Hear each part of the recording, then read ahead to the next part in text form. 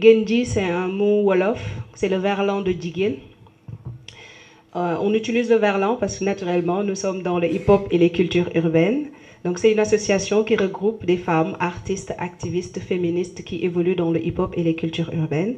Je suis membre du collectif des féministes du Sénégal et fondatrice de l'association, avec d'autres féministes, de l'association Sénégal Action Féministe, qui travaille sur la documentation, l'archivage du travail des féministes. Parce que je pense qu'au Sénégal, c'est un peu ça qui nous manque. Beaucoup de personnes pensent que les féministes n'ont pas d'initiative et ne travaillent pas parce que tout simplement, il manque une visibilité. Et donc, par devoir de mémoire pour la génération future, Sénégal Action Féministe va travailler sur la documentation. Je vais parler aussi de ce qui s'est passé à l'Assemblée, que nous toutes nous condamnons. Mais je vais dire que je me suis sentie rassurée quand j'ai vu ce matin la ministre de la Femme, la nouvelle ministre. Elle était l'invitée de RFM Matin et elle disait que le ministère allait porter plainte. Et je me dis que c'est très bien, parce que c'est important de savoir et de sentir nos autorités à nos côtés. Je pense que c'est ce qui manquait, cette communication-là sur les actes qu'elle pose. Et en tout cas, je me suis sentie rassurée et un peu en sécurité, on va dire, parce que je pense que la dame, elle est de l'opposition, n'est-ce pas? Et ce qui veut dire que toutes ces barrières, elle est du pouvoir. Ouais. Et donc, je pense que, et même elle disait que même si elle était de l'opposition,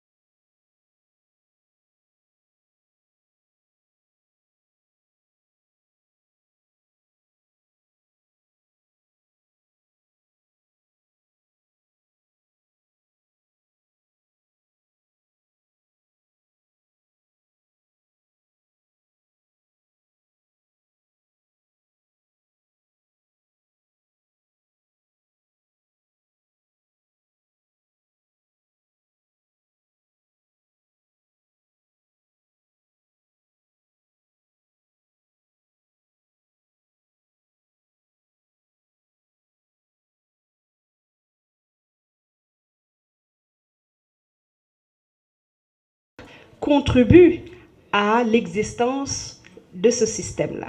Mais on comprend.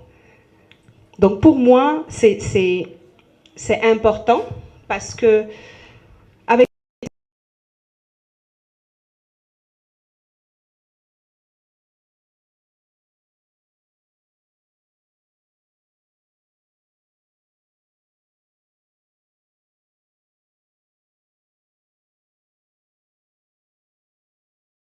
et je pense que l'Observatoire aussi a fait le travail et ils ont été sanctionnés. Quand je dis qu'on a dénoncé, on a sorti un communiqué et on a sensibilisé beaucoup de Sénégalais qui ont suivi et qui ont compris en réalité, parce que quand ils ne veulent pas respecter la parité, quand ils ne veulent pas intégrer les femmes, quand ils ne veulent pas respecter l'existence des femmes qui se sont engagées en politique, ils utilisent d'autres moyens de communication. Au lieu de parler de l'absence de ces femmes, ils vont parler d'oubli, ils vont parler de problèmes de compétences. Alors que nous savons toutes qu'à l'Assemblée, mais il y a beaucoup d'hommes médiocres et ça n'a jamais été dénoncé, ça n'a jamais posé de problème. Et donc, tout ce qui les intéresse actuellement, c'est de faire focus sur les compétences des femmes pour les décrédibiliser dans l'espace public. Et donc ça, pour moi, on y réussit parce que je pense qu'il y a les décisions, les résultats sont sortis et toutes ces mairies-là qui n'ont pas respecté, même à la fin des élections, même au niveau de l'installation de leur bureau, ils n'ont pas respecté. Je pense que toutes ces mairies-là ont été sanctionnées. Je pense que c'est très bien. Alors, nous parlons aussi de féminicide sur les réseaux. Bien sûr, à chaque fois qu'on utilise ce terme, beaucoup de Sénégalais font genre d'être choqués, d'être oui, pourquoi vous parlez de féminicide alors que c'est une femme qui est tuée. Comment on minimise la vie de la femme dans ce pays? La vie de la femme et la sécurité est totalement minimisée. Et donc, je pense que dernièrement, nous avons toutes assisté à une série on va dire, de tueries, parce que 3 femmes, 3 jours successifs, ont été tuées par leur mari, mais pour des raisons. Et si on regarde l'âge de ces femmes-là, on se rend compte déjà qu'elles se sont mariées on va dire, très tôt, très jeunes, parce qu'elles étaient âgées entre 17 et 19 ans.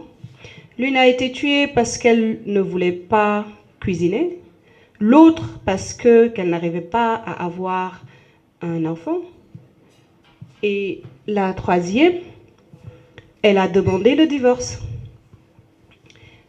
Pour dire que dans ce pays, le Sénégal, mais les hommes ont droit à tout en fait, et ils ne sont jamais sanctionnés.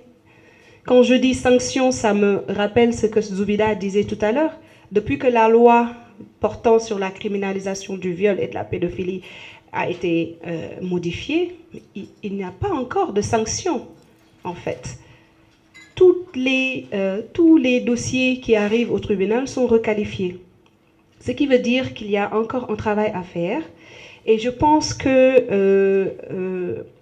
le digital aujourd'hui peut être considéré comme un moyen important dans cette lutte. En tout cas, nous l'utilisons. Actuellement, le collectif des féministes est en train d'écrire un communiqué encore pour dénoncer ce qui est arrivé à l'Assemblée. Parce qu'en fait, la dame qui a été giflée, elle est enceinte. Et ils ne veulent pas y communiquer. Voilà, elle est enceinte de 5 mois.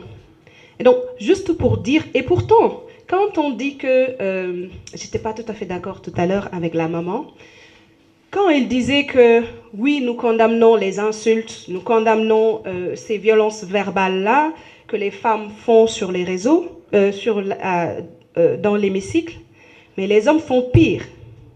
Mais si vous regardez, même les captures qui sont partagées actuellement sur les réseaux sociaux, est-ce que vous avez remarqué que ce ne sont que des captures de la prestation des femmes à l'hémicycle?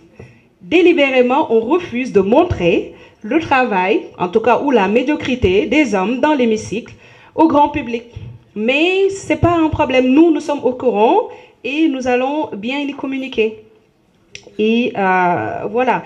Alors, je dis que le digital est réel parce que nous sommes toutes, je pense, nous sommes souvent contactés parce que nous sommes sur le digital par des personnes qui ne nous connaissent pas, mais qui sont dans des situations de violence. Bien sûr, nous sommes des activistes, nous ne sommes pas des spécialistes. Mais à travers le digital, on peut référer. À travers le digital aujourd'hui, on peut référer une victime à l'AJS, par exemple, si elle a besoin d'une prise en charge juridique, si elle a besoin d'une prise en charge psychosociale. On peut référer en nous basant sur nos connaissances, sur les liens que nous essayons de tisser, parce que pour nous, le réseautage aussi est important. Et je reste convaincue que cette lutte est une lutte à faire à différents niveaux. Tout le monde ne peut pas être sur le plan institutionnel. Nous sommes des activistes et nous choisissons d'être en contact direct avec le peuple, on va dire. Et le moyen que nous avons, c'est le digital, et cela, ça nous aide à solutionner. Peut-être un autre exemple, vous vous rappelez toutes de cette affaire du fils de Cheikh Rimsek. Je parle sous le contrôle de Waha. C'est à travers les digitales qu'on a réussi à arrêter son fils qui était et qui est toujours accusé de viol. Viol plus diffusion, voilà, pornographe. Si aujourd'hui le digital n'était pas là, je veux dire que ce garçon-là allait être sauvé et faire sortir du pays. Parce que la maman de la fille avait quand même saisi la justice, mais les affaires n'évoluaient pas rapidement. Donc pour moi, quand on parle de digital, on parle du réel en même temps. C'est des choses réelles, ça a un impact réel. Bien sûr, ce qui est bien aussi, c'est que le digital ne nécessite pas trop de moyens. Nous ne nous attardons pas sur les financements. Je ne dis pas que ce n'est pas important, mais en tant qu'activiste, en tant que féministe, on se base sur les moyens que nous avons pour aujourd'hui contribuer à l'évolution et à l'organisation de notre société. Parce que pour moi, en fait, le travail du féministe est tout simplement le travail d'un citoyen qui, aujourd'hui, est consciente de la valeur et de l'impact de sa parole. Et elle décide tout simplement de l'orienter à la prise en charge et à l'amélioration des conditions de vie des femmes et des enfants. Voilà, merci.